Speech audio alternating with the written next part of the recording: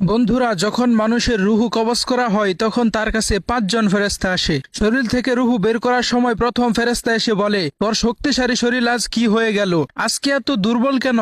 আর যখন রুহু বাহির হয়ে যায় তখন দ্বিতীয় ফেরেশতা এসে বলে, আজ তোর ধন সম্পদ কোথায় গেল যা তুই জমা করে রেখেছিলি। বন্ধুরা, পুরো ভিডিওটি দেখার আগে ইসলামকে ভালোবেসে ভিডিওটিতে একটি লাইক দিয়ে চ্যানেলটি সাবস্ক্রাইব করুন এবং আপনার সুন্দর নামটি কমেন্টে লিখে যান। বন্ধুরা, যখন জানাজায় উঠানো হয় তখন তৃতীয় ফেরেশতা এসে বলে, আজকে তুই লম্বা সফরের জন্য বের হলি, এত লম্বা সফর যা তুই আজ পর্যন্ত কখনো করিসনি। আর যখন কবরে নামানো হয় তখন চতুর্থ ফেরেশতা এসে বলে, কাল পর্যন্ত জমিনে চলাফেরা করতি কিন্তু আজ তুই জমিনের নিচে শুয়ে আসিস। কাল তুই হাসতি, আজকে তুই কান্না করছিস।